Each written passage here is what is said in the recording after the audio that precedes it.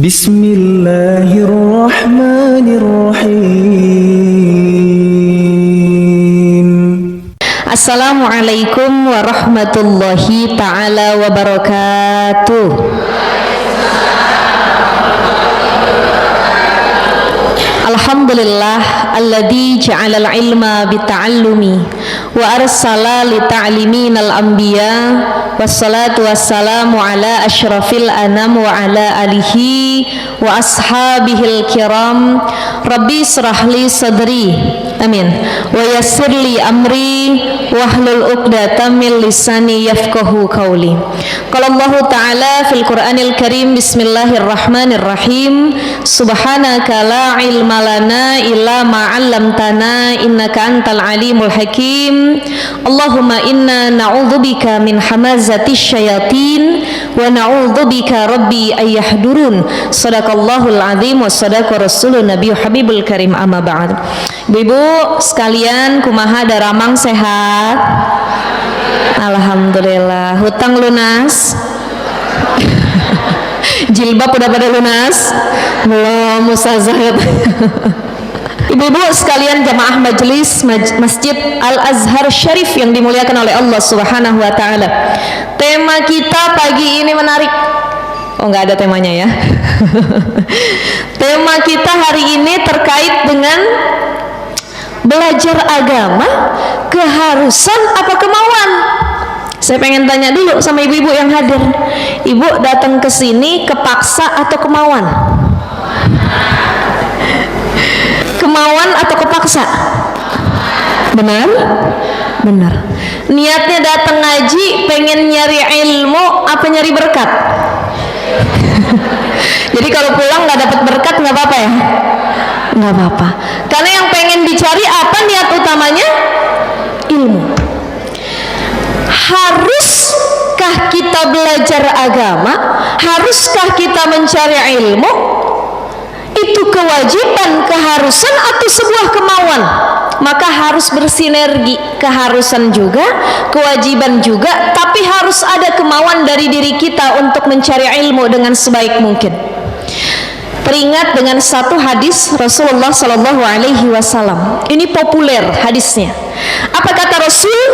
Kun aliman, au muta'alliman, au mustami'an, au muhibban. 4 nih kata Rasul. 1 yang pertama, kun aliman, jadilah engkau orang yang alim.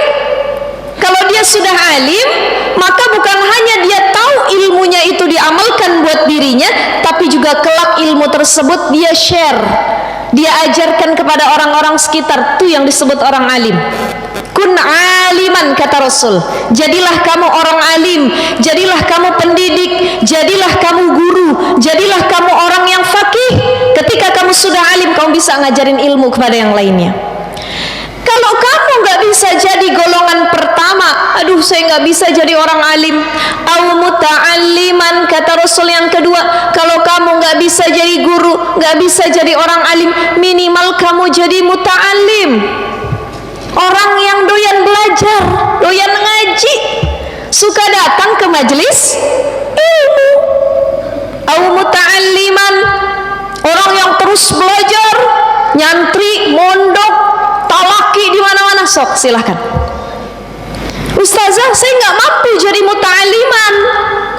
Karena muta'alliman itu syaratnya banyak. Dia harus belajar dalam waktu yang lama, dia harus menghafal, dia harus berada dalam satu pondok dan lain sebagainya.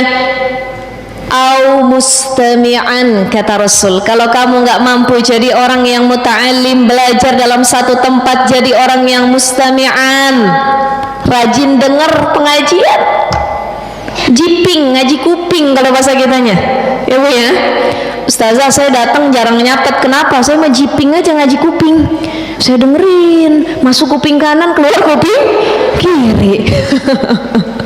Ya, mustami saja, jadi orang yang mendengar akan ilmu saja, itu masuk dalam kategori yang dicintai oleh Rasul. Ada nenek-nenek, orang tua, lansia, dia datang pengajian rajin. Ibu-ibu coba deh kita telisik. Yang namanya pengajian ibu-ibu dengan bapak-bapak, lebih banyak pengajian ibu-ibu atau bapak-bapak?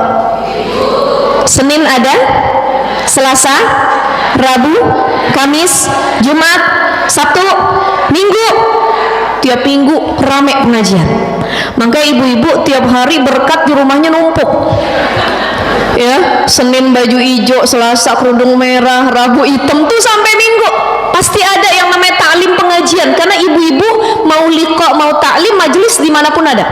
Beda dengan bapak-bapak, pengajian seminggu sekali. Itu kadang-kadang pengajian subuh, ya, Jumatan dan lain sebagainya. Yang paling rajin ngaji ibu-ibu dibanding bapak-bapak. Tapi yang sering ngomel di rumah ibu-ibu atau bapak-bapak? Ngaku ya.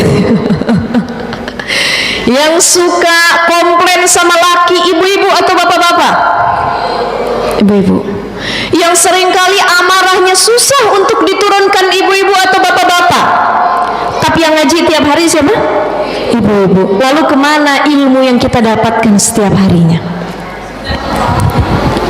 Iya ya Ustazah ya, baru ingat saya. Oke, berarti ngaji kita tiap hari bukan muta'alliman. Karena tingkatan orang muta'alliman, dia ngaji kemudian diamalkan buat dirinya sendiri. Berarti saya di tingkatan mustami'an, orang yang rajin datang ngaji cuman denger aja. Udah denger, alhamdulillah adem denger orang tausiah, dengar orang nyampein kajian, dengar orang baca Quran, kita jadi mustami, pendengar. Kata Rasul, kalau kamu nggak mampu jadi mustami'an, ada orang tua lansia nggak mampu, dia tidak bisa dia datang ke majelis ilmu, nggak bisa dia ikut ngaji, maka jadi yang terakhir au muhibban, jadi orang yang cinta sama ilmu,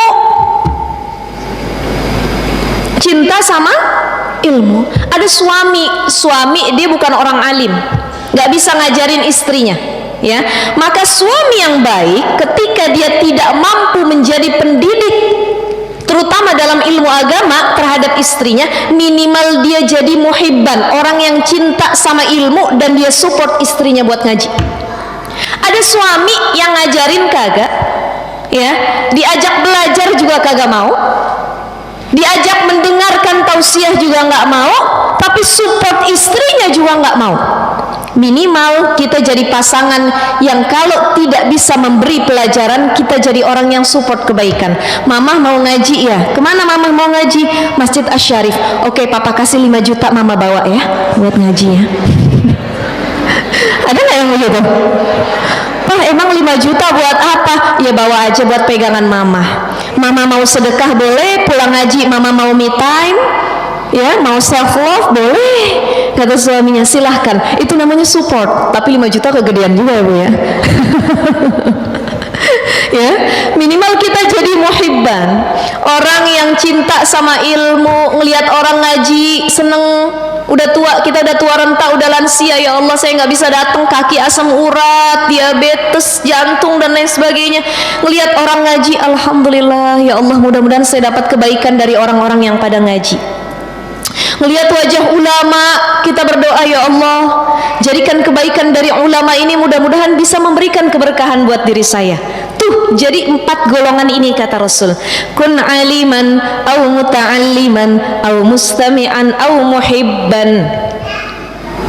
Orang alim, sekali lagi orang alim. Yang kedua muta'alliman, orang yang belajar. Yang ketiga mustami'an, orang yang mendengar. Yang keempat au muhibban, jadi orang minimal yang cinta sama ilmu dan ulama. Dilanjut sama Rasul, wala takun khamisan fatahlika, jangan jadi yang kelima. Siapa yang kelima ini? Yang kelima ini adalah orang yang alim kagak, muta'aliman juga enggak, mustami'an dengerin juga enggak, cinta sama ilmu juga enggak. Nih manusia yang paling rugi kata Rasulullah sallallahu alaihi wasallam. Jadi kalau ibu-ibu yang hadir di sini, insya Allah tingkatannya muta'alliman semua. Amin ya rabbal alamin. Banyak yang nanya, Ustazah, apa ilmu agama itu wajib kita cari? Ada sekarang lagi tren rame istilah hijrah. Ya, betul ya. Istilah hijrah ini sebenarnya sudah lama, sejak zaman Rasulullah Shallallahu Alaihi Wasallam. Tapi mulai hits lagi di kalangan anak-anak milenial, pemuda-pemuda zaman sekarang, yang mereka merubah penampilannya, merubah circle-nya, merubah ketaatannya, merubah dirinya menjadi lebih baik lagi. Maka ada istilah hijrah. Dulu boomingnya bukan istilah hijrah, tapi taubat. Betul nggak? Itu nggak jauh-jauh beda tuh. Orang hijrah berarti dia taubat. Ustazah, saya ini baru hijrah. Oke, berarti baru taubat. Dulu saya nggak pakai jilbab, sekarang pakai jilbab. Hijrah dan taubat sama. Dulu saya nggak mau ngaji, sekarang rajin ngaji. Dia udah taubat. Dulu saya nggak mau yang namanya taat sama suami, sekarang saya jadi istri solihah. Dia sudah hijrah, dia sudah taubat. Ini istilah yang populer sekarang di zaman milenial.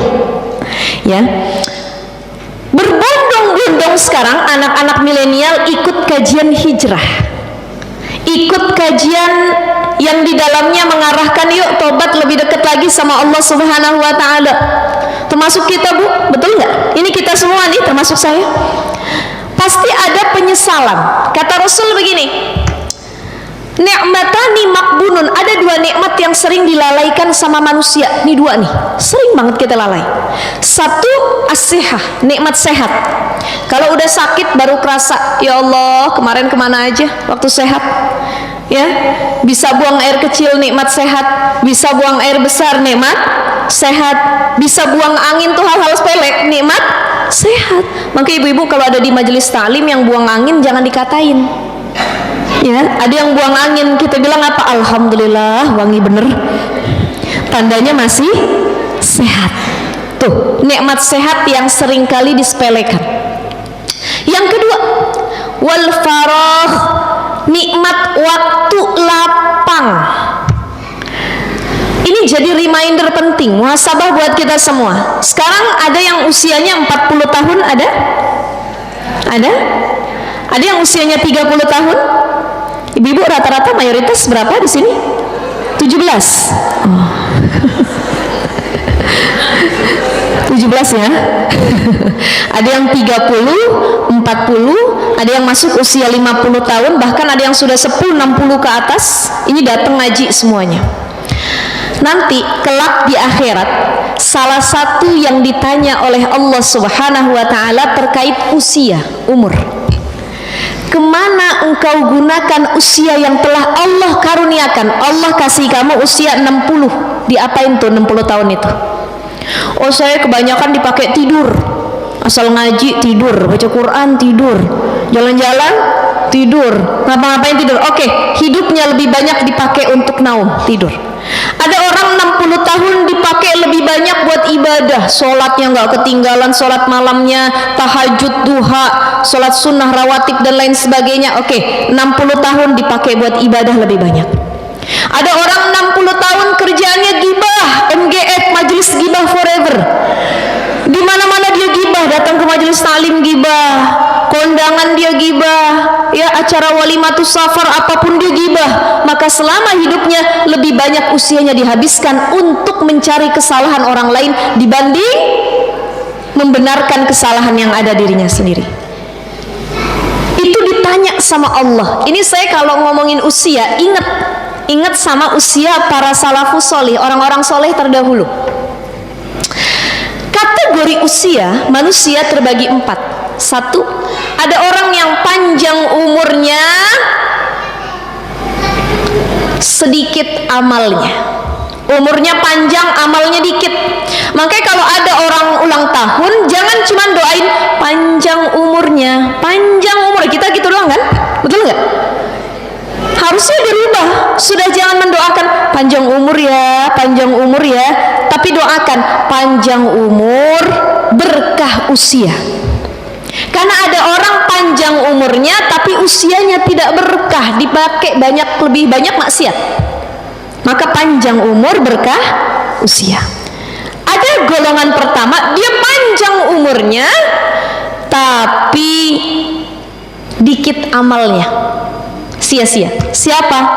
Tuh, iblis laknatullah alaih. Apa kata iblis dulu pas diusir dari surganya Allah Subhanahu wa taala? Iblis berkata, "Qala anzirni ila yaumi yub'atsun." Ya Allah, aku boleh diusir dari surga, aku rela, kata iblis, tapi satu yang ku minta, kabulkan doaku satu lagi ya Allah. Qala anzirni ila yaumi yub'atsun, aku minta dipanjangin umur sampai nanti baru ketemu ajalku hari kiamat. Jadi kiamat datang, di situ ajalku datang. Makanya nggak ada makhluk yang usianya sepanjang iblis, jin. Kita manusia ada limit, umat Rasul 63 tahun, lebih dari 63 bonus. Ada yang lebih dari 63 di sini? Ada bonus dari Allah. Kita yang masih 40-30 belum tentu nyampe ke 63. Betul ya?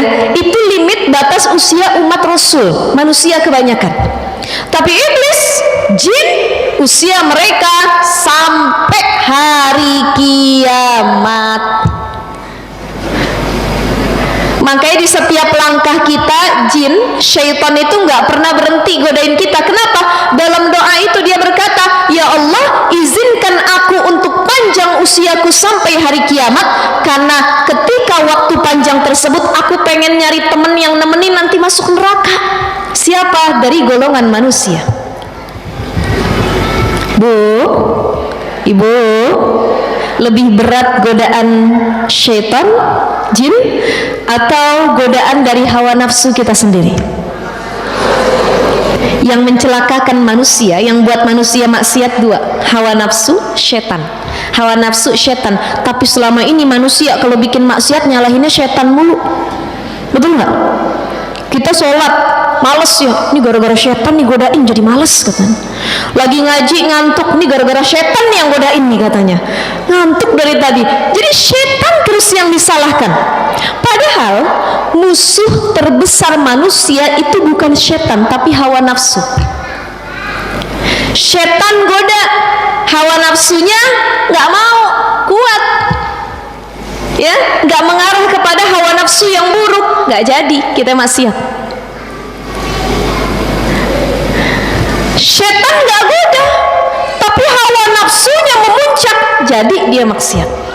Apalagi syaitannya goda, hawa nafsunya memuncak, saling berkolaborasi, jadi maksiatnya luar biasa. Tuh, hawa nafsu syaitan itu yang menggoda manusia untuk tidak mentaati Allah Subhanahu wa ta'ala. Ini yang pertama, usianya panjang, amalnya kagak ada, iblis, jin. Yang kedua, ada orang usianya pendek tapi amalnya banyak. Siapa? Imam Syafi'i. Ibu kenal apa enggak Imam Syafi'i? Hah? Di mana kenalnya? Imam Syafi'i salah satu mazhab fikih yang masyhur. Ada 4 mazhab fikih yang populer ya kita pelajari itu. Sebenarnya mazhab fikih itu banyak, ada Imam Auza'i dan lain sebagainya, tapi 4 yang populer: Imam Syafi'i, Imam Malik, Imam Ahmad bin Hambal, Imam Abu Hanifah, atau yang terkenal dengan mazhab Hanafi. Imam Syafi'i itu usianya cuman sampai 46 tahun, gak panjang. Tapi hasil karya kitab yang ditulis Imam Syafi'i sampai saat ini kita pelajarin itu ada sekitar 113 sampai 115 kitab hasil karya Imam Syafi'i. 46 tahun. Ada Imam Nawawi dari kalangan mazhab Syafi'i. Imam Nawawi usianya sama tuh ke Imam Syafi'i. Mohon maaf, kebalik. Kalau Imam Syafi'i usianya 40 tahun, karyanya sekitar tadi 115-an. Kalau Imam Nawawi usianya 46 tahun, karyanya ada 40 kitab yang berhasil ditulis selama hidupnya. Ada lagi Imam Al-Ghazali, pengarang kitab Ihya Ulumuddin, yang kitabnya tebal, berjilid-jilid. Itu usianya juga Imam Ghazali muda sekali, tapi hasil karyanya luar biasa, termasuk kitab Ihya Ulumuddin-nya. Kita yang usianya masuk 40 tahun, sudah berapa kitab yang kita tulis, Bu? Catatan utang banyak ustazah katanya. dicatat, yang ditulis sampai jadi buku diary banyak ya, Dear Diary itu ibu-ibu zaman dulu kan ya, curhatnya di diary dan lain sebagainya. Tapi kalau kitab belum ada. Minimal kalau nggak bisa nulis kitab, berapa juz Al-Quran yang sudah kita hafal? Berapa juz? Alhamdulillah juz 30 belum kelar Ustazah. Ya, ini jadi muhasabah sekali lagi buat kita, apalagi ibu-ibu di belakang. Ini kalau ada nini-nini ya, ada yang lansia itu suka curhat sama saya, Ustazah, saya kenapa susah banget ngapal katanya. Karena itu al-faroh, nikmat waktu lapangnya udah hilang. Kesempatan belajar paling bagus itu ketika masih muda. Sering kita dengar tuh, belajar di waktu kecil bagai mengukir di atas batu, ya, itu kecil.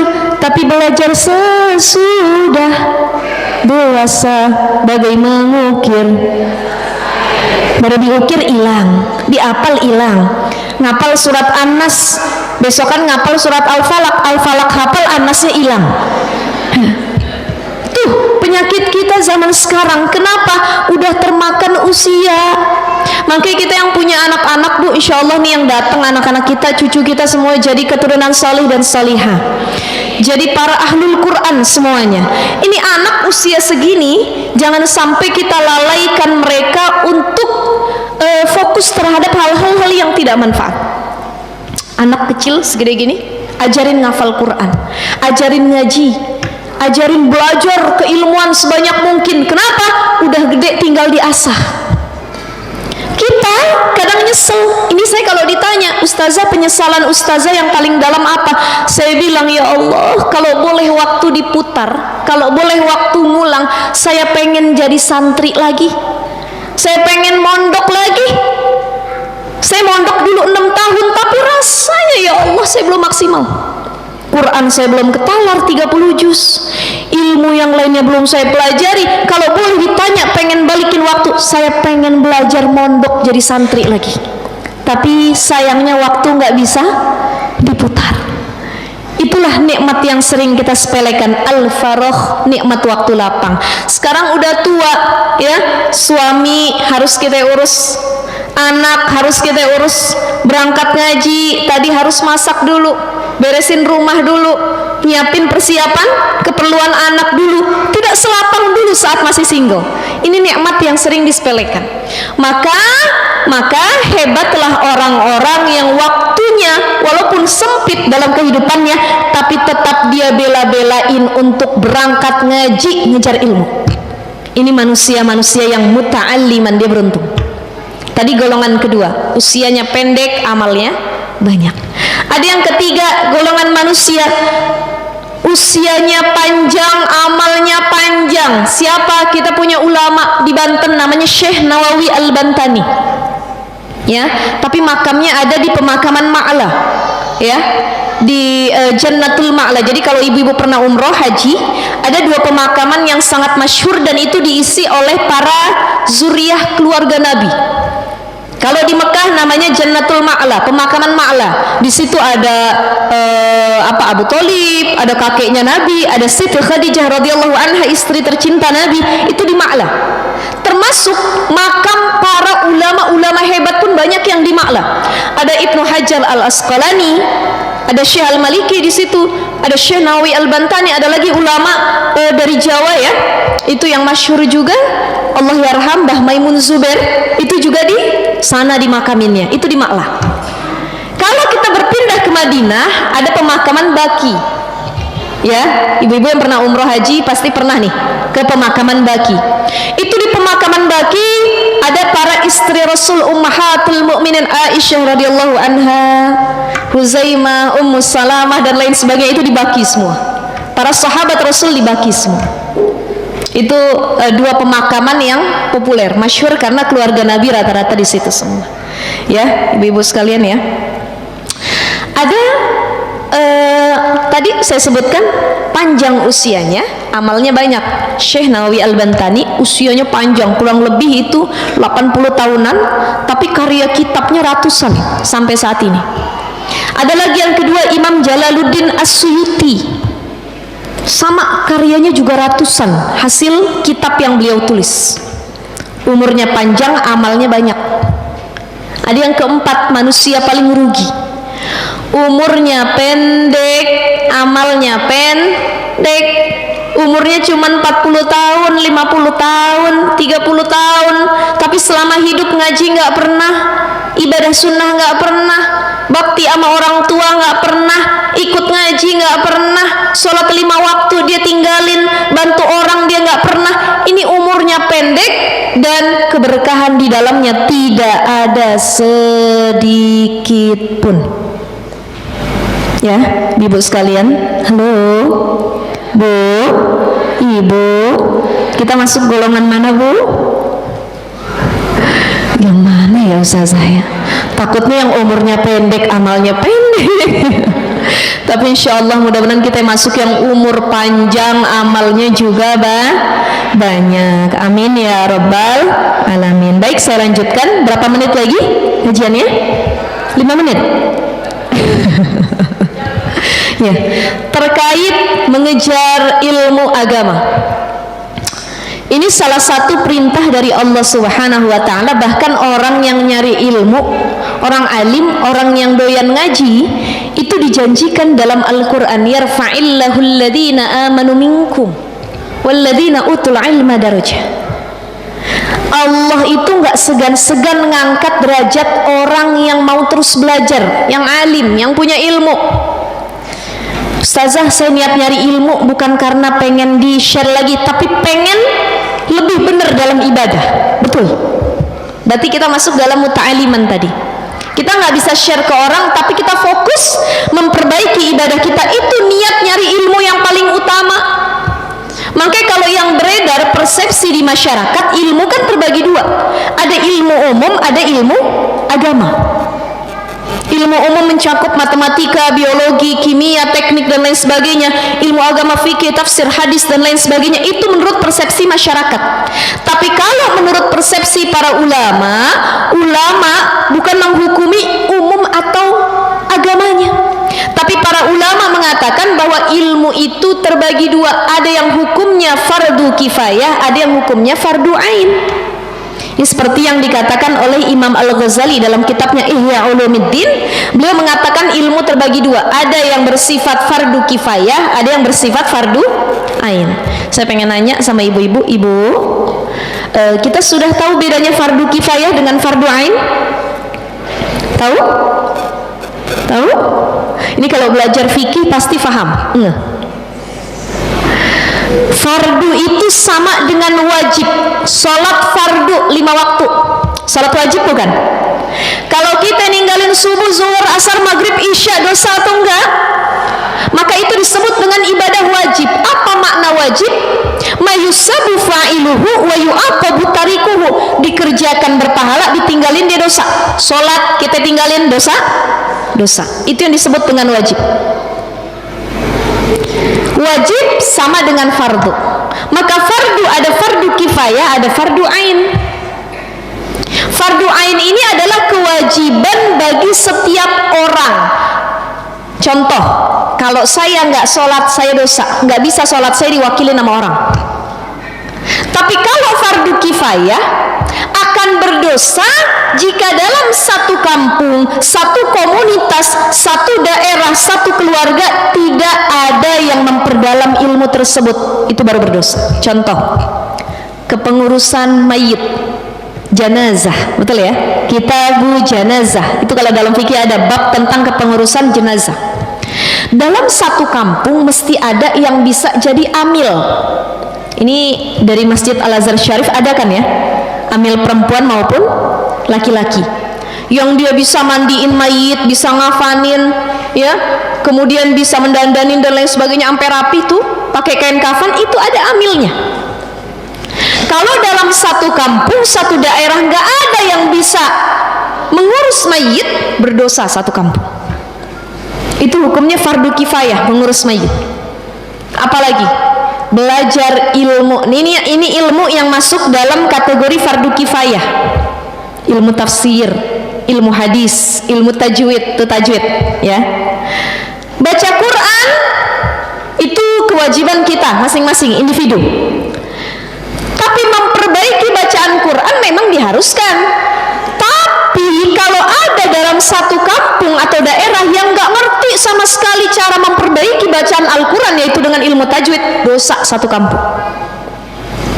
Oh, di kampung ini ada guru tajwid berapa orang, yang paham tajwid berapa puluh orang, selebihnya nggak paham, walaupun udah belajar nggak paham. Atau sebagian lagi mereka cuma baca Quran tapi nggak memperdalam ilmu tajwid, itu tidak berdosa. Kenapa? Sudah diwakilkan, fardu kifayah.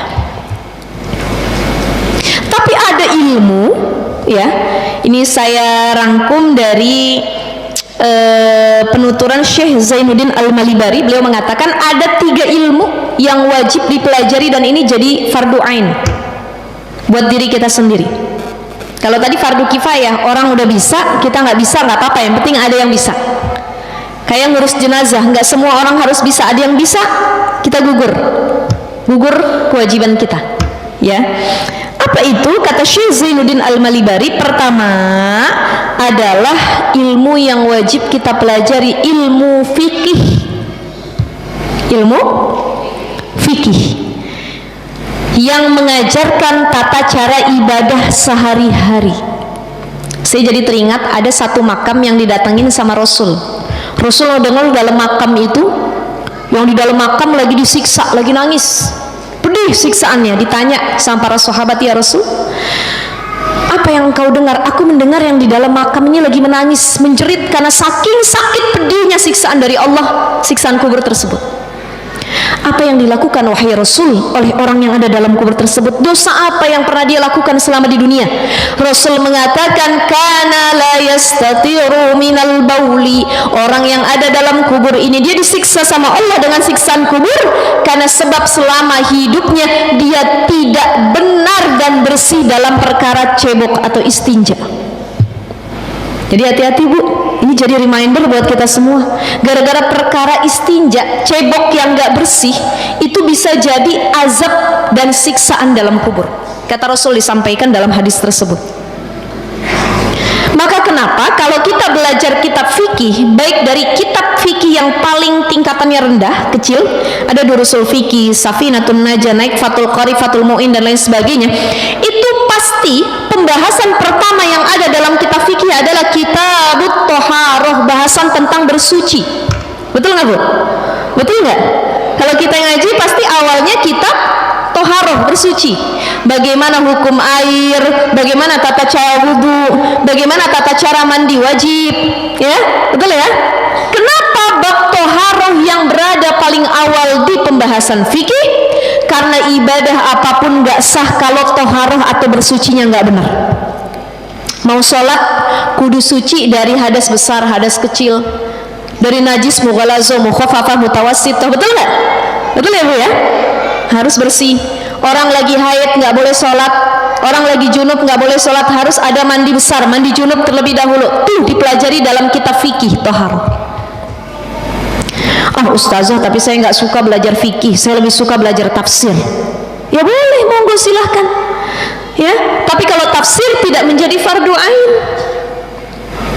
Ada orang, mohon maaf punten sekali, ada orang belajar tafsir, dia baru hijrah, tiba-tiba langsung belajar tafsir.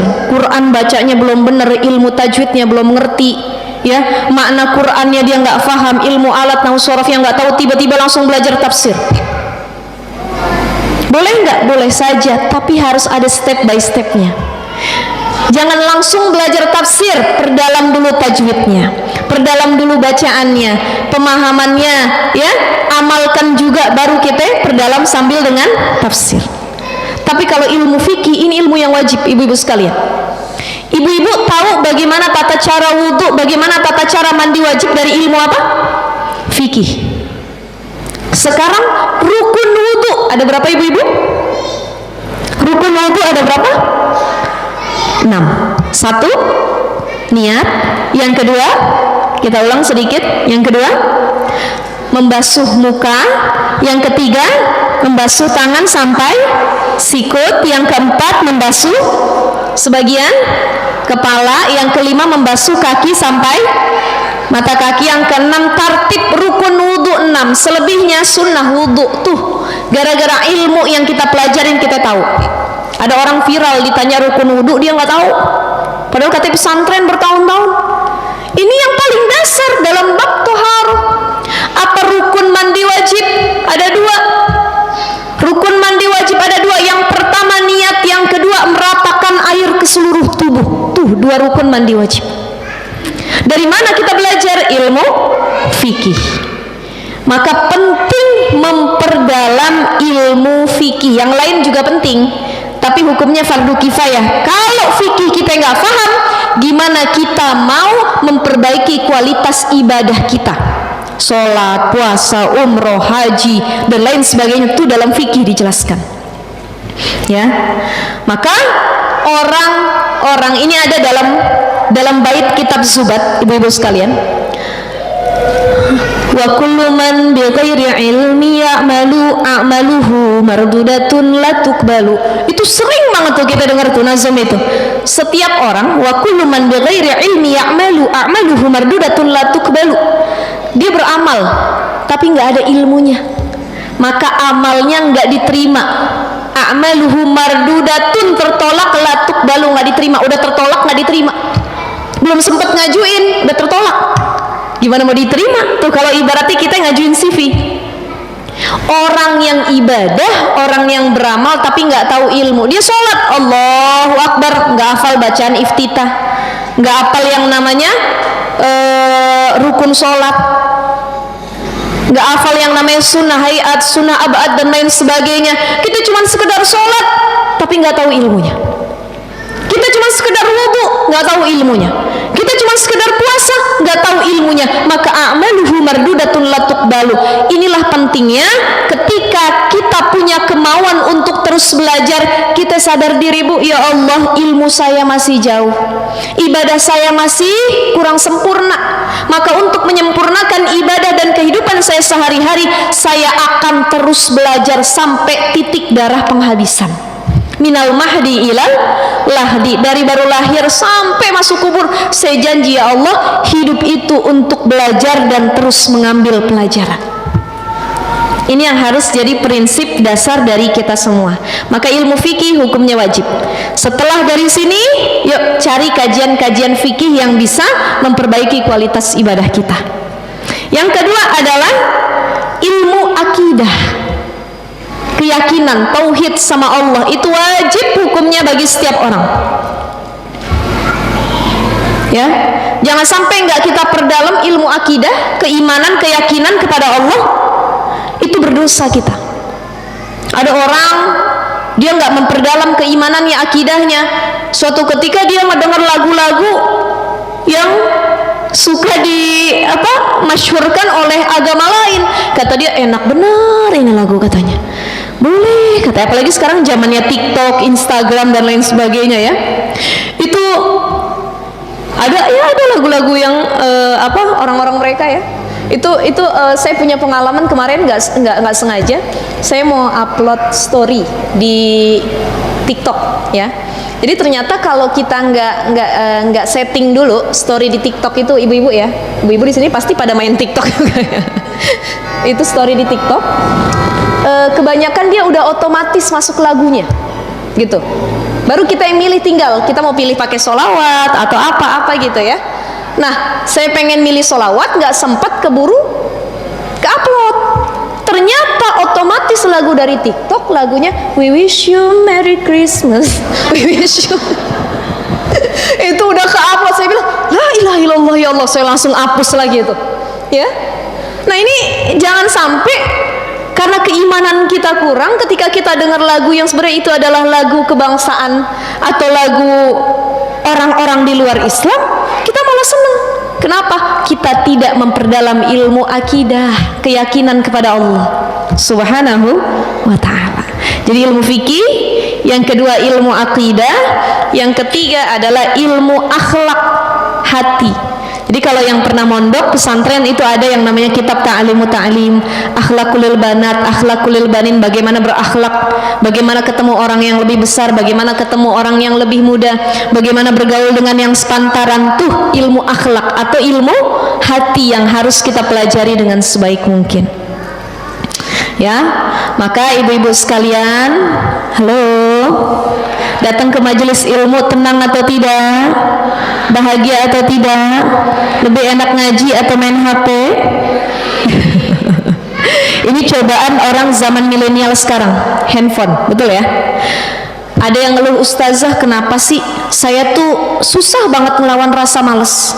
Saya baca Quran baru sehalaman, masuk WA, akhirnya scroll WA, buka aplikasi lain scroll Instagram, buka aplikasi lain scroll TikTok, udah ke scroll media sosial saya buka marketplace Shopee, yang padahal saya lagi baca Quran akhirnya saya nyari barang.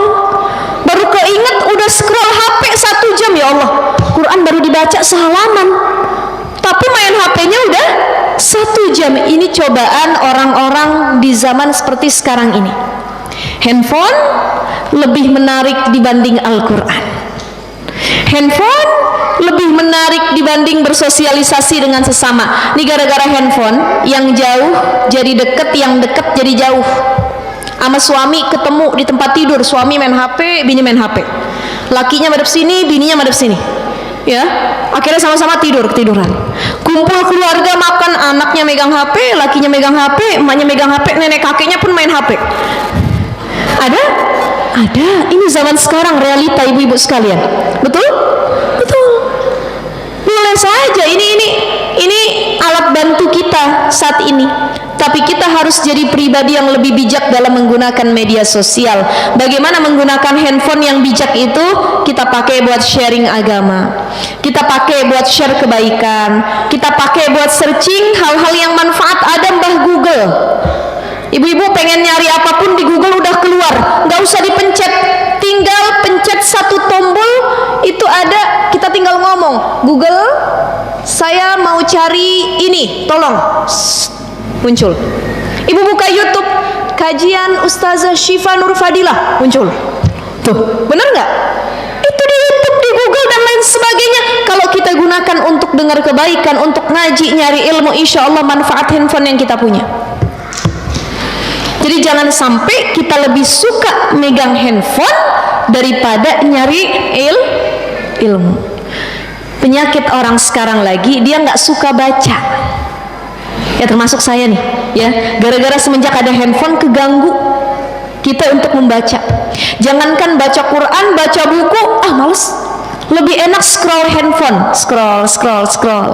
Ada artis berita sekarang, kalau kata netizen Indonesia, dunia perartisan sedang tidak baik-baik saja.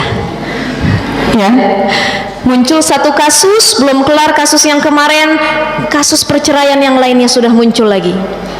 Muncul lagi kasus artis yang lainnya. Akhirnya hidup kita dipakai buat mikirin kehidupan artis. Itu artis kenal apa enggak sama kita? Enggak. Kenapa kita yang sibuk, Bu? Gara-gara kasus artis yang ketahuan selingkuh, kita yang nggak mau masak seminggu. Ditanya sama suami, mama kenapa sih nggak mau masak? Mama lagi sakit hati, Pak, itu lihat istri yang diselingkuhin. Siapa itu? Istrinya artis, Pak. Emang dia kenal mama? Enggak. Gara-gara kita terlalu kepo dan mengurusi kehidupan orang lain. Makanya kalau ada gosip langsung di skip, swipe, kalau bahasa anak sekarang, di swipe.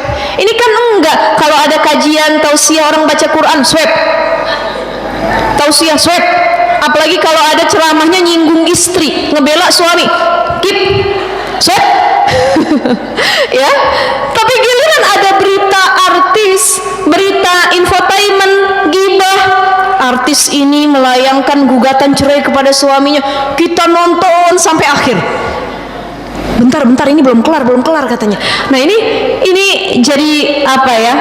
Peringatan penting buat kita ibu-ibu sekalian. Yuk, mari sama-sama kita minta doa kepada Allah. Ya Allah, Allahumma aghnini bil ilmi wa zayyini bil hilmi wa akrimni bit taqwa wal istiqamah wa jammilni bil afiyati wassalamah. Ini doa yang diajarkan oleh para ulama.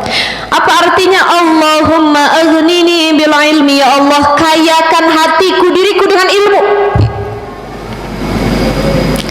Wa akrimni bil hilmi. Allahumma aghnini akrimni bil ilmi wa zayyini bil hilmi, hiasilah diriku dengan akhlak yang baik. Udah punya ilmu diamalin, jadi keluarnya akhlak yang bagus bagi orang-orang sekitar. Wa akrimni bit taqwa wal istiqamah, muliakanlah aku dengan ketakwaan dan keistiqomahan. Nyari ilmu mudah, tapi istiqomah mencari ilmu itu yang susah. Betul nggak Bu? Betul nggak Bu? Makanya agar istiqomah belajar, agar istiqomah datang ke majelis ilmu, pilihlah kawan yang ngajak kebaikan. Ada model kawan yang kalau kita yang lihat mukanya kita ingat sama Allah, kita ingat sama surga. Ya Allah, ingat sama surga ngelihat muka dia. Ya, ingat siksa kubur kalau ngelihat muka dia. Nggak apa-apa, artinya itu jadi peringatan buat kita. Tapi ada yang kalau kita ketemu kawan, kita ngelihat mukanya pengennya maksiat. Betul nggak? Wih, datang si ibu ini, nggak sabar pengen dengar berita terbaru nih katanya. Gosip tuh hangat nih. Ini karena kita tahu yang datang ini adalah ahli ghibah.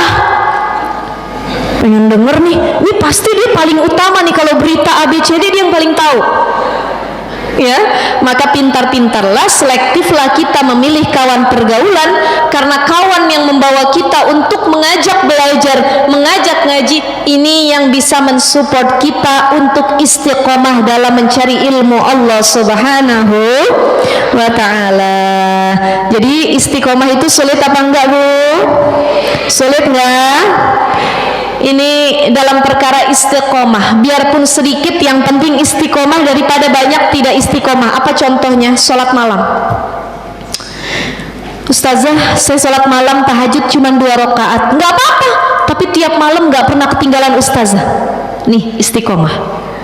Ada orang yang datang, ustazah, saya kalau sholat malam 12 rakaat, tapi sholatnya kalau punya hajat doang.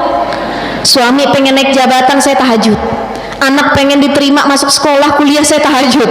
Ya, ada hajat tertentu saya tahajud, selebihnya saya nggak pernah tahajud. Ini tidak istiqomah. Biarpun banyak, Allah nggak suka.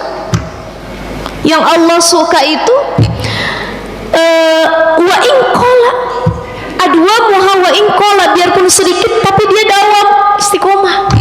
Tahajud tiap malam 2 rakaat, duha tiap hari walaupun pangpelit nak cek orang Sunda nama eta 2 rakaat tuh Ibu. 2 rakaat saja.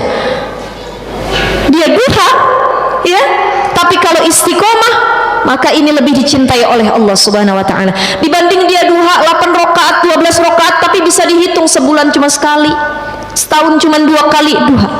Ada laki-laki datang sholat Jumat, dia datang, dia nggak pernah sholat ke masjid, nggak pernah berjamaah, karena kan laki-laki itu tempatnya bagusnya kalau sholat 5 waktu di mana? Masjid. Dia nggak pernah datang sholat 5 waktu. Kenapa? Dia datang ke masjid cuma seminggu sekali sholat Jumat. Ada orang nggak pernah sholat, nggak pernah puasa Ramadan, nggak zakat, enggak, tapi giliran sholat Idul Fitri dia sholat duduknya paling depan. Kenapa? Pengen ngeliatin pakai baju baru sama mukena baru. Ke masjid nggak pernah, ngaji nggak pernah, Idul Fitri paling depan. Dikibasin mukenanya, shh, kena baru nih, baru beli di Shopee kemarin diskon. Niatnya sudah berbeda.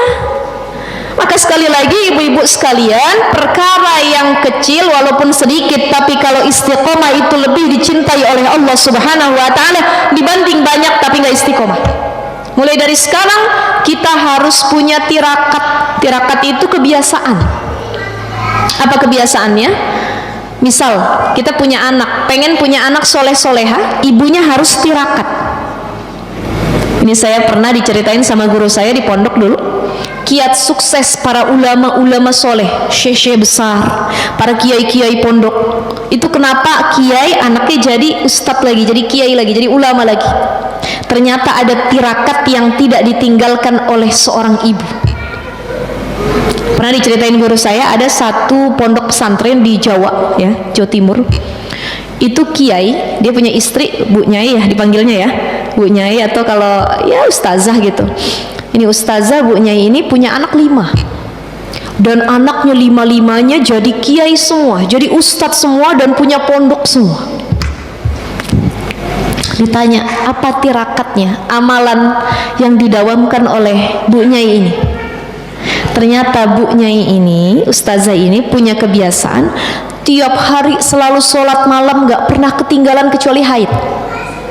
Tiap hari sholat malam, dia bangun di sepertiga malam, gak tidur lagi.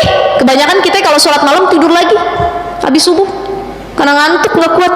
Beliau gak tidur lagi, disambung dengan sholat duha, dan beliau khususkan, ya Allah, saya berniat melakukan kebaikan ini, mudah-mudahan kebaikan tersebut akan berdampak atau berimpak kepada anak-anaknya nanti. Ada orang tua yang dia kalau anaknya ulang tahun, ibunya ngatamin Al-Quran. Ada itu tirakat juga. Ada orang tua yang kalau anaknya mau tidur, dia elus ubun-ubunnya, dia bisikan di kupingnya, dibacakan Al-Fatihah, dibacakan ayat-ayat Al-Quran. Itu tirakat. Ada orang tua yang tiap hari enggak pernah lepas dari sedekah, diniatin, ya Allah, saya niat sedekah setiap harinya untuk menjadi kebaikan bagi anak-anak saya. Itu tirakat seorang ibu. Makanya ulama-ulama salih, ya, ustadz, guru, kiai-kiai yang alim itu nggak lepas dari kebaikan kedua orang tuanya yang beribadah maupun beramal. Jadi kalau pengen anak kita jadi ulama, yuk insya Allah kita dawamin perkara-perkara yang baik. Terutama nyari ilmu. Kalau emaknya doyan ngaji, ayahnya suka ngaji, anaknya pun ikut ngaji. Anak itu kan peniru ulung, betul nggak Bu? Betul ya? Ini kita punya anak kecil peniru ulung. Kalau yang dipegang oleh orang tuanya adalah handphone, maka anaknya pun tiap waktu megang handphone. Diomelin, nak jangan main handphone mulu nak. Mama aja main handphone dari tadi, papa aja main handphone, kok aku dilarang? Oke, karena orang tuanya gemar megang handphone.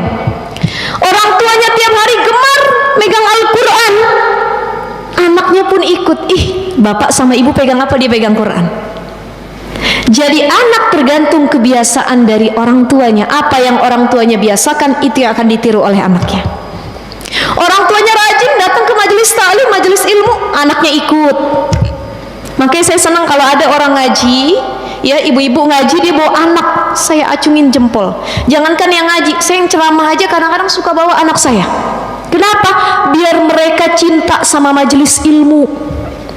Banyak orang yang kalau ngaji jangan bawa anak ke masjid, ada tulisan anak-anak dilarang masuk ke dalam masjid.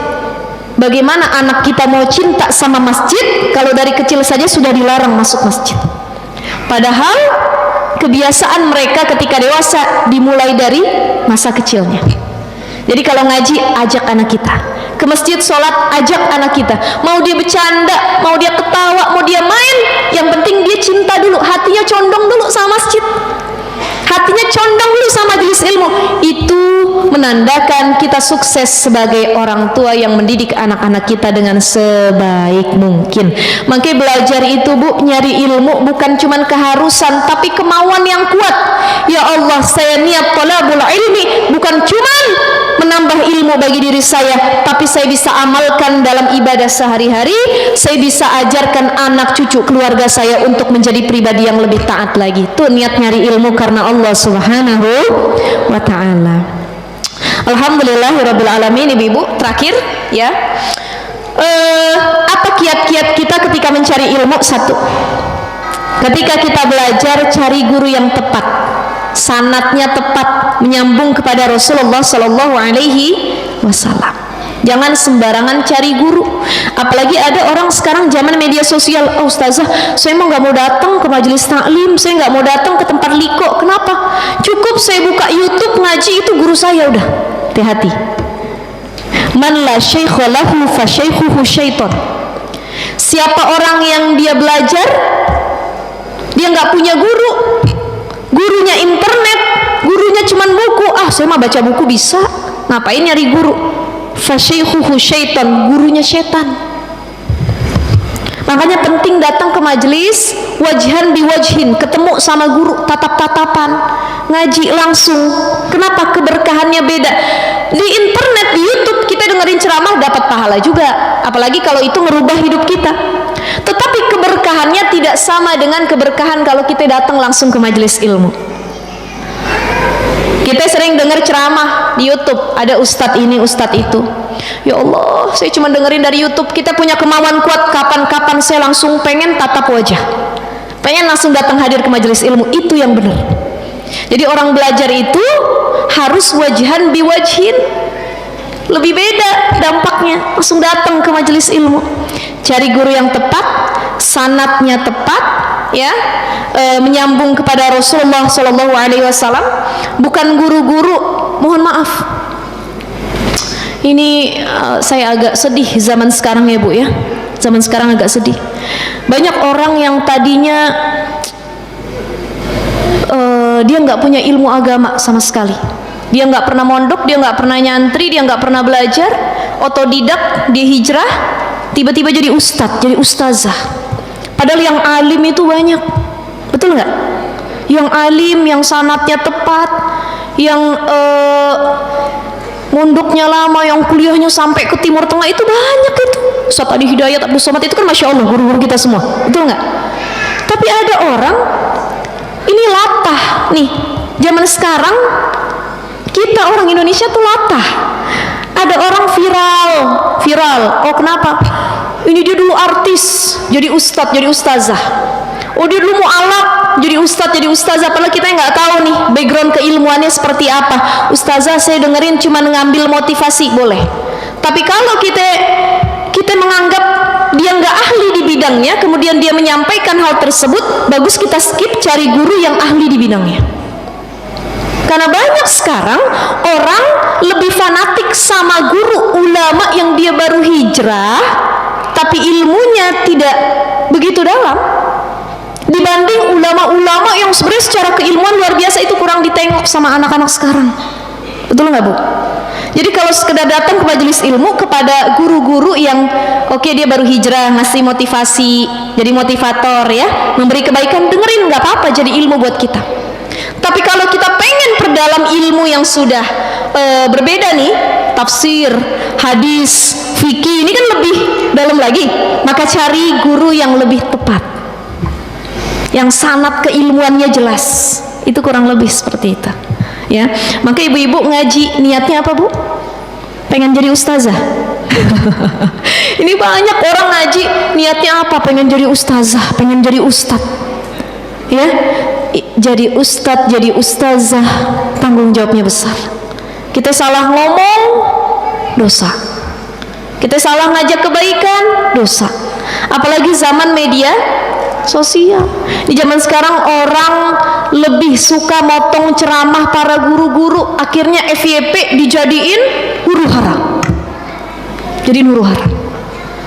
Wah ini banyak Bu ya, ceramahnya panjang 1 jam dipotong. Kenapa?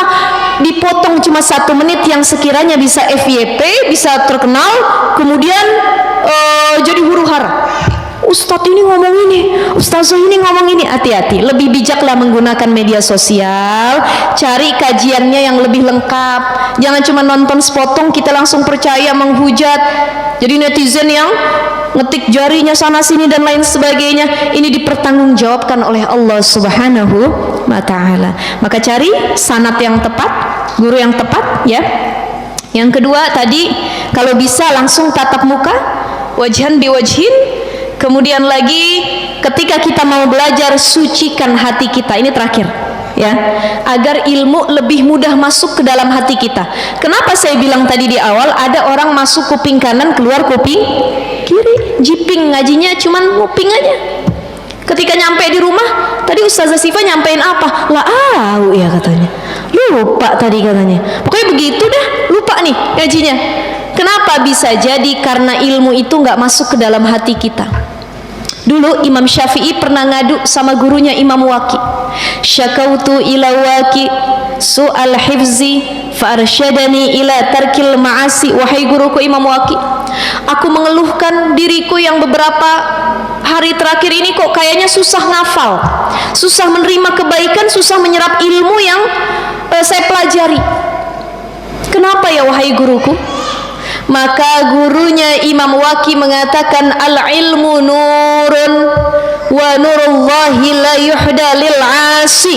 Ilmu itu cahaya hidayah, dan hidayah cahaya Allah nggak bakal nyampe ke hati orang-orang yang di dalam dirinya penuh dengan maksiat.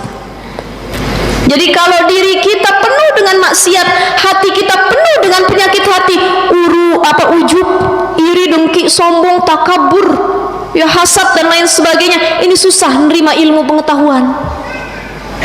Maka kata Imam Waqi, ilmu bakal masuk ke dalam hati yang dia memang kosong dari maksiat. Ditanya Imam Syafi'i, ada nggak maksiat yang kamu lakukan? Apa kata Imam Syafi'i? Nggak ada, wahai Imam Waqi, aku nggak ngapa-ngapain dari kemarin, tapi aku ingat satu perkara. Aku tuh, kata Imam Syafi'i, kalau mau berangkat ke majelis ilmu, mau nuntut ilmu sama guru, aku lewatin rumah tetangga yang dia punya pekarangan tanaman. Kalau lewat, tangan saya suka usil nyabutin daun-daunannya. Ibu pernah nggak begitu? Oh, ustazah bukan lagi, mangga tetangga udah mau jatuh saya petik katanya. Kadang-kadang lupa bilang gitu ya. Nah ini hati-hati, sifat waro ini penting ketika kita jadi penuntut ilmu. Orang yang pengen faham ilmu, faqihu fiddin, diberi pemahaman oleh Allah Subhanahu wa taala, selain dia harus mengosongkan dirinya dari maksiat, dia harus jadi orang yang waro. Hati-hati. Hati-hati yang masuk ke dalam perutnya, yang dia konsumsi, yang dia gunakan halal atau haram, syubhat atau tidak, tuh Imam Syafi'i. Gara-gara perkara nyabutin tuh ada rumput orang, apa pohon orang, nyabutin daunnya. Kata Imam Waqi, itu maksiat. Kenapa? Karena engkau mencabut sesuatu milik orang lain yang engkau tidak izin terlebih dahulu. Ya Allah, Bu, kita istighfar bareng-bareng dulu. Astaghfirullahaladzim. Bunga orang suka kita cabut, daun orang suka kita cabut, ya, buah orang suka kita cabut, ternyata itu juga maksiat, tidak waro. Ya, jadi apapun yang masuk ke dalam diri kita, kalau kita pengen jadi muta'alliman, orang-orang yang dapat keberkahan dari ilmu yang kita dapatkan, jadilah pribadi yang waro, berhati-hati dalam menggunakan dan memakan apapun. Insyaallah yang hadir semua kita mudah-mudahan masuk dalam golongan muta'alliman. Kalau nggak bisa muta'alliman, jadi mustami'an. Kalau nggak bisa jadi mustami'an, kita di tingkatan yang paling rendah minimal jadi muhibban, orang yang cinta sama ilmu, orang yang cinta sama ulama, orang yang cinta sama orang-orang yang suka mencari ilmu. Terakhir kata para ulama, kun ma'allah, idza lam takun ma'allah fakun ma'aman ma'allah. Jadilah orang yang bisa dekat sama Allah. Kalau kita nggak bisa jadi orang yang dekat sama Allah, minimal kita jadi orang yang bisa dekat sama orang-orang yang dekat sama Allah, yaitu para ulama. Karena al-ulama warasatul anbiya, para ulama adalah pewaris para nabi. Amin ya rabbal alamin. Baik, karena sudah jam 11 kurang juga, saya kembalikan kepada moderator, silahkan. Jazakillah Ustazah. Alhamdulillah ya, Masya Allah sekali ya isinya, tausahnya Ustazah Syifa ini padat ya, padat gitu. Mungkin walaupun padat ya, karena isinya padat, cepat, mungkin ada yang kelewat ya untuk dicatat ya Ustazah ya. Kami membuka sesi tanya jawab, masih bisa ya Ustazah ya. Kami isi dengan 2 dulu ya untuk tanya jawab. Silakan kepada ibu-ibu yang ingin bertanya, unjuk jari ya, silakan Ibu sebutkan namanya. Sebentar, ini Bu. Ya, bisa ya? Ya. Oh, ya, silakan. Assalamualaikum warahmatullahi wabarakatuh. Waalaikumsalam warahmatullahi wabarakatuh. Ustazah, saya ini ada grup WA, grup pengajian gitu. Dia ada seorang mengirimkan sesuatu sebatang hadis yang mengatakan, bukan hadis ya, maksudnya sebelum hadis itu datang, dia tulisan itu bilang, Gimana Ibu? Boleh kencengan? Agak deketin aja ya, mikrofonnya Bu. Ada saya grup pengajian, di WA mengirim sesuatu. Ada bacaan begini Ustazah, ciptaan Allah dari tangan Allah, dari tangan Allah. Nah saya lupa gitu kata-kata itu, tangan Allah gitu. Nah terus saya jawab di WA itu, sahabat yang mau ngirim itu, tolong dong jangan pakai tangan Allah. Berarti kita Mau tahu dong itu Allah ada tangan. Sedangkan kita kan tahu itu wujud Allah itu apa segitu kan. Nah terus apa saya salah menegur kayak begitu gitu. Ya. Terima kasih Ustazah. Iya. Waalaikumsalam warahmatullahi wabarakatuh. Betul itu, harus ditegur. Harus ditegur ya. Karena memang ada sebagian pemahaman yang ketika menemukan ayat-ayat dalam Al-Qur'an, iya.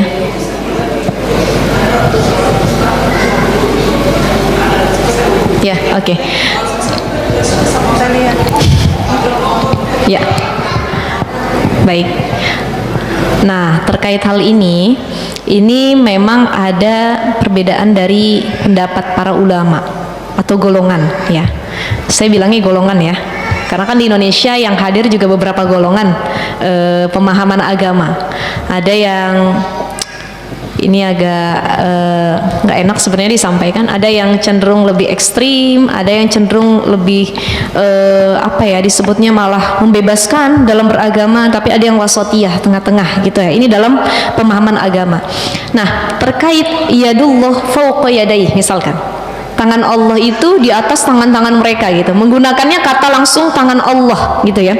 Ada pemahaman beberapa golongan yang memang mereka itu ketika menemukan ayat-ayat dalam Al-Quran ya, dan itu berbentuk kayak tadi tangan Allah, terus kemudian yang arsy-nya Allah dan lain sebagainya, itu didefinisikan sebagai ya sama kayak manusia gitu. Tangan Allah ya tangan Allah gitu. Kemudian arsy-nya Allah ya berarti singgasananya Allah, rumahnya Allah gitu. Ini perbedaan pendapat para ulama. Tapi ada ulama yang lain mengatakan bahwa itu cuman majas aja, sebenarnya kiasan. Arsy-nya Allah tuh bukan berarti yang kalau kita bayangin arsy itu ada singgasana tuh kayak tempat-tempat raja tuh duduk, bangkunya besar, singgasana. Bukan berarti singgasana yang kayak seperti itu. Tapi arsy-nya Allah itu lebih kepada kudrah, kuasanya Allah gitu. Jadi kalau kita dapati ada beberapa guru atau ustadz yang menerangkan demikian betul, tapi kita mau lebih pengen cari referensi yang lain, lebih bagus lagi. Gini loh, dalam beragama kan kita nggak boleh nyalah-nyalahin orang ya, asal nyalah-nyalahin orang. Itu pentingnya belajar. Orang yang belajar memperdalam agama dengan sebaik mungkin, dia nggak gampang nyalahin orang gitu, nggak gampang nyalahin orang. Contoh kayak perkara kunut. Ada orang kunut, ada nggak kunut. Dua-duanya punya dalil. Yang dosa itu yang kagak sholat subuh. Betul nggak Bu? Betul nggak? Betul. Kita umroh di sana nggak pakai kunut, ya udah mereka pakai mazhab yang lain. Kan ada 4 mazhab. Ini masalah furu'iyah gitu. Kita masuk ke satu masjid dan dia pakai kunut, kita meyakini berkunut, silahkan. Yang nggak kunut dia benar, yang kunut dia benar, yang nggak benar dia yang kagak ngerjain sholat subuh. Maka jangan lagi kita saling menyalahkan dalam perkara tersebut. Jadi kalau masalah furu'iyah itu masih berbeda-beda, termasuk dalam masalah penafsiran. Penafsiran tadi ayat Al-Quran itu ulama tafsir juga berbeda pendapat. Ada ulama yang cenderung lebih menafsirkan bahwa tadi yadullah itu dimaknainya langsung dengan tangan Allah, sehingga sana ya sehingga sana Allah gitu. Tapi sebagian ulama lainnya mengatakan bahwa yadullah itu atau singgasana Allah itu maknanya bukan seperti manusia, lebih kepada kekuasaan Allah. Semua yang berada dalam kuasanya Allah, kudrohnya Allah dan lain sebagainya. Jadi kalau kita punya pemahaman harusnya nggak kayak gitu, benar juga. Berarti kita ikut pendapat ulama yang lebih berhati-hati. Kalau saya juga lebih ikut pendapat ulama yang mengatakan bahwa semua yang ditafsirkan dalam ayat Al-Quran tersebut maknanya adalah kekuasaan Allah. Karena Allah itu nggak sama dengan makhluknya. Betul nggak Bu? Allah itu nggak sama ya, punya fisik kayak kita dan lain sebagainya. Jadi berdosa atau tidak dibolehkan kita tafakkaru fi khalqillah, tafakkaru fi zatillah, itu nggak boleh. Maka tafakkaru fi khalqillah wala tafakkaru fi zatillah. Yang kita pikirin itu ciptaan Allah. Jangan pernah memikirkan oh, Allah tinggalnya di mana ya? Allah tuh rupanya gimana? Itu anak-anak kecil masih begitu tuh. Betul nggak Bu? Saya punya anak saya 6 tahun, dia nanya, Umi, emang Allah itu kayak kita ya Umi ya? Enggak, Allah itu enggak kayak kita. Allah di mana sih? Nabil tuh pengen ngelihat Allah tapi belum pernah ketemu katanya. Nah ini kita harus cerdas-cerdas nih menjawab pertanyaan dari anak-anak kecil. Karena apa? Karena Allah nggak sama kayak manusia, berbeda dengan makhluknya. Maka dimaknai terkait hal tersebut mengenai kekuasaan Allah. Kalau kita tidak sejalan, boleh kita nasihati tapi dengan kebaikan. Misalkan ibu kasih referensi, kalau saya tidak mengambil pemahaman yang setuju bahwa ini dimaknai dengan tangan Allah gitu, dengan singgasana Allah, saya lebih menyetujui bahwa maknanya ini kuasa Allah, kudrahnya Allah gitu. Cukup. Kalau dia tidak terima, ya sudah, urusan dia. Nafsi-nafsi, dia punya pendapat, saya punya pendapat. Yang nggak boleh saling menyalahkan. Oh dia kafir, oh dia ini, dia nggak boleh. Kita saling menghargai dalam perkara furu'iyah, tapi tidak dalam perkara akidah. Kalau dia bilang Tuhan itu ada 3, itu masalah akidah tuh, boleh kita saling nyebut dia kafir. Tapi kalau dalam furu'iyah itu apa sih? Perkara ibadah sehari-hari, tadi masalah kunut, ya, masalah tata cara ibadah, yang lain sebagainya. Ada orang takbir Allahu Akbar begini, ada orang takbir ke sini, ada orang takbir ke sini, ada orang takbir begini nggak ngangkat tangan, itu furu'iyah. Kalau kita belajar 4 mazhab, yang menjadi rukun sholat itu apa? Bukan ngangkat tangannya, tapi takbirnya. Allahu Akbar. Kita umroh, macam-macam kita ngeliat orang tuh, betul nggak? Ada orang umroh begini, dia takbir. Ada begini, ada begini, ada begini, ada begini, dia nggak angkat tangannya. Macam-macam mazhab. Yang kita yakini mazhab apa? Oke, mayoritas Indonesia pakai mazhab Syafi'i. Gitu. Itu masalah furu'iyah, perbedaan di cabang masalah sehari-hari. Ya, tapi kalau sudah masalah akidah, meyakini Tuhan itu 3, Tuhan itu punya anak, azan itu bukan begini tapi azan itu kesini dan lain sebagainya, maka itulah baru perbedaan akidah yang tidak boleh kita sejalan. Gitu ya, kurang lebih seperti itu ya ibu-ibu ya. Baik, ada pertanyaan lagi? Baiklah ibu-ibu, tadi di belakang kayaknya masih ada satu yang mau bertanya, silakan. Sebentar ibu, ini kasih dulu. Sebelah kanan, sisi Kasih kanan, dulu sayap hadiahnya, kanan. Bu. Boleh, Ya. boleh. Tadi mana ya? Oh iya. Terima kasih. Iya. Silakan di sebelah kanan, sayap kanan, Mbak.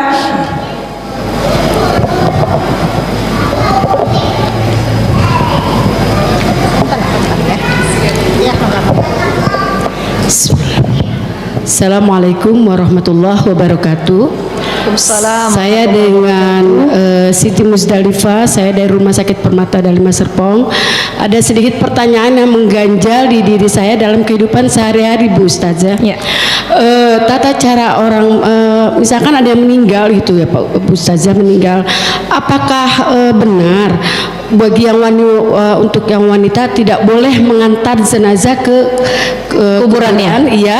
Dan yang kedua, apakah benar kalau kita ingin, biasanya kan kita mau menjelang di bulan puasa atau di hari menjelang raya, kita banyak pada ke kuburan gitu, berziarah.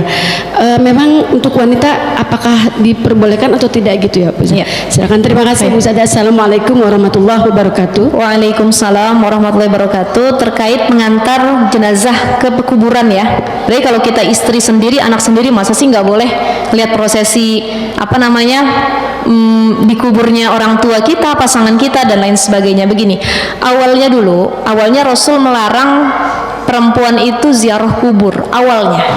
Karena apa?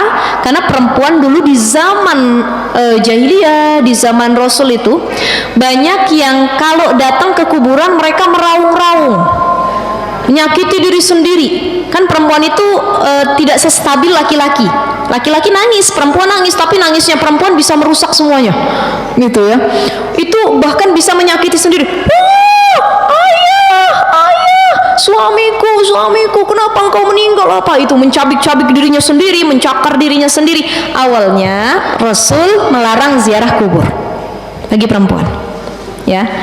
Tetapi dinasakh, akhirnya diperbolehkan untuk ziarah kubur dengan catatan tidak berlebihan, ya, tidak berlebihan. Jadi ketika kita ziarah kubur boleh, sebenarnya perempuan itu ziarah kubur, mau itu menjelang Idul Fitri, apalagi ke orang tua sendiri. Masa ya orang tua kita nggak pernah didatengin sih, ya kan? Karena kan li'annahu la yakunu syai'un ahabba ilaihi min salahihi. Nggak ada yang paling diimpikan oleh orang tua, baik dia yang masih hidup ataupun sudah meninggal, kecuali anaknya jadi anak soleh. Ciri anaknya soleh apa? Anak yang bisa mendoakan kedua orang tuanya. Dia datang ke kuburan itu bukan minta doa sama orang dalam kubur. Jadi kalau ada orang ziarah dia minta doa sama mayit, itu yang dosa. Nggak ada dalam ajaran Islam. Apa niat dia datang ziarah? Mendoakan. Allahumma ufir lahu warhamhu wa'afihi wa'fu anhu. Ya Allah, ampuni dosa si mayit ini, orang tua kita ya. Allahumma ufir laha warhamha wa'afiha wa'fu anha. Allahumma ufir lahum warhamhum wa'afihim wa'fu anhum wa akrim nuzulahum, dan lain sebagainya. Itu kan minta doa kepada Allah untuk mengampuni si mayit, bukan kita minta sama mayit, wahai mayit yang ada dalam kubur, jadikan saya orang kaya, jadikan saya ini, ya. Atau ada orang ini banyak perempuan biasanya, ya, ketika dia datang ziarah kubur, dia datang ke kuburan, boleh nggak ustazah kayak ngobrol? Boleh, tapi jangan sampai kita meminta sama mayit. Misalkan begini, kita datang ke kuburan, ibu kita, Bu, tahu nggak Bu, ini saya mau curhat, dulu saya belum sempat ngebahagiain ibu, sekarang saya udah dapat pekerjaan yang dulu ibu doain saya tuh dapat pekerjaan ini. Jadi sekedar ngasih tahu. Tapi kalau sampai, Bu, doain ya anak ibu nanti bisa begini, karena mayit itu nggak bisa memberikan apapun, yang memberikan adalah Allah. Jadi mintanya doanya sama Allah. Jadi ziarah kubur itu apa sih manfaatnya? Fazurul kubur fa innaha tuzakirul maut. Kita dianjurkan ziarah kubur karena niatnya satu, nginget kematian. Betul nggak? Orang yang rajin ziarah kubur, orang yang nganterin jenazah sampai prosesi pekuburan, dia muhasabah diri, ya Allah nanti saya begitu juga. Kita datangin ibu kita, kita lihat kuburan, ya Allah nanti saya juga bakal dikubur kayak gini. Itu lebih ke muhasabah diri, bukan meminta sama si mayit. Jadi kalau perempuan mau ziarah kubur boleh saja, tapi dijaga diri, hati, dan lain sebagainya. Itu ya ibu ya. Nah, bagaimana doa ketika kita masuk ziarah kubur? Assalamu alayka dara qaumi mu'minin wa inna insyaallahu bikum lahikun. Ya, assalamualaikum.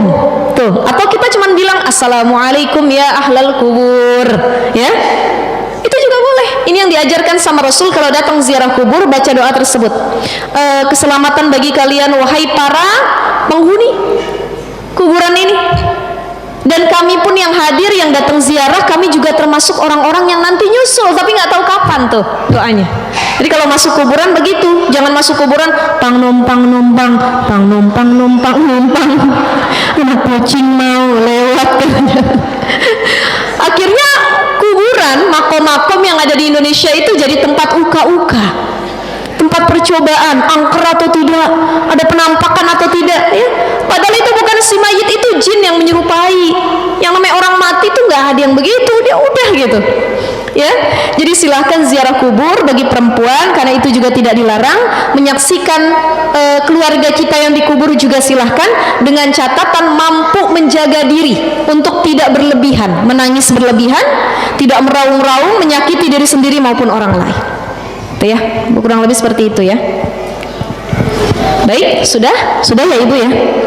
Iya ustazah, cuman kita ini pengen bertanya ya, jadi dari panitia ya ustazah ya, tentang apa yang sudah disampaikan ustazah tadi, karena kita percaya semua jemaah yang di sini semua istiqomah dan khusyuk kalau mendengarkan tausiah. Pertanyaan dari panitia begini Bu, yang disampaikan ustazah tadi kan ada kiat-kiat menuntut ilmu. Nah, kira-kira tolong diulangi apa saja sih gitu kiat-kiat yang disampaikan ustazah. Nanti ustazah nih yang menjadi ininya, wasitnya. Oh, Masya Allah. Benar enggaknya. Ada door prize ya berarti ya. Ada door prize-nya. Silakan ibu-ibu. Apa kiat-kiat tadi ibu-ibu? Oh, kayaknya maaf ya Bu, kayaknya di belakang sekali ya ustazah yang paling duluan. Boleh. Di belakang sekali yang bajunya orange. Iya. Silakan mikrofonnya Mbak Lia. Oh, ini aja. Yang baju orange. Mana satu lagi?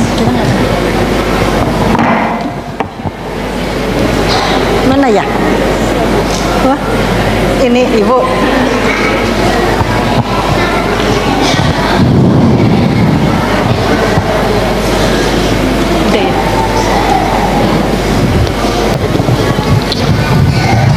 Ya, silakan Ibu. Bismillahirrahmanirrahim. Kiat-kiat menuntut ilmu. Yang pertama adalah mencari guru yang tepat, yang jelas sanadnya bersambung ke Rasulullah Sallallahu Alaihi Wasallam. Yang kedua, kalau bisa itu tatap muka langsung atau offline. Yang ketiga, sucikan hati atau luruskan niat. Betul. Sih. Baik. Alhamdulillah. Alhamdulillah ya Ustazah, benar semua ya. Iya baik. Nanti kita ada panitia yang akan menyampaikan hadiahnya ya. Alhamdulillah. Hirobbil alamin. Hadiahnya apa? Umroh. Hadiahnya ada Bu. Insya Allah mudah-mudahan ya Bu ya. Next hadiahnya umroh. Karena gini Ustazah, dari semua jamaah yang ada di sini, nanti jamaah di sini kan sangat ini ya dermawan semua. Jadi biasa kita menjalankan keropak gitu ya, mengisi infak, menyisihkan sebagian dananya, rezekinya untuk kegiatan kita. Nah dari situ semoga nanti minta tolong Ustazah mendoakan apa yang telah disisihkan rezeki dari jamaah untuk kelangsungan ini bisa Ustazah doakan agar mendapat barokah yang baru Ustazah sampaikan begitu. Iya ibu-ibu, demikian tadi tausiah yang disampaikan oleh Ustazah ya, isinya sangat bagus, singkat, tegas, dan isinya itu inti-inti semua ya Ustazah ya. Kalau dijabarkan nggak bisa setahun 2 tahun ya Ustazah. Dan semoga apa yang kita dapat ini menjadikan wasilah bagi kita kepada orang-orang terdekat kita, dan untuk pembelajaran yang akan kita kerjakan atau amalkan untuk perbuatan kita sehari-hari. Untuk selanjutnya Ustazah, agar kajian ini lebih barokah, kami memohon perkenan Ustazah untuk memimpin doa. Ya, silakan baik. Ustazah. Baik, alhamdulillah, terima kasih Bunda, ibu-ibu sekalian. Kita sudah berada di penghujung acara. Tadi mulai jam berapa Ibu? 8:30. Oke, 9:30. Alhamdulillah. Mudah-mudahan insyaallah kajian kita pada pagi hari ini menjadi hazanah keilmuan yang luar biasa buat diri kita, dan kita bisa menjadi pribadi yang lebih baik lagi untuk memperbaiki ibadah dan amal kita di sisi Allah Subhanahu wa taala. Kita doakan yang sedang sakit, mudah-mudahan Allah angkat penyakitnya. Yang sedang dalam hutang piutang, mudah-mudahan dilunaskan hutang-hutangnya. Yang sedang dalam masalah, Allah kasih jalan keluarnya. Yang punya keluarga dijadikan keluarga sakinah, mawaddah warahmah. Yang punya anak-anak dijadikan anak-anaknya ahlul Quran, anak-anak yang solih dan solihah. Yang belum punya keturunan, mudah-mudahan Allah kasih keturunan yang banyak, yang solih dan solihah. Dan semua yang punya hajat apapun, kita mohon bermunajat kepada Allah, mudah-mudahan Allah qabul hajat dan niat baik kita. Doakan saya juga Bu dengan keluarga, mudah-mudahan sehat walafiat ya. Doain biar nambah anak lagi. Ya insyaallah. Yang nenek-nenek yang hadir mudah-mudahan nambah cucu lagi semuanya. Baik, mari angkat kedua tangan kita. Astaghfirullahaladzim, astaghfirullahaladzim, astaghfirullahaladzim, wa atubu ilaih.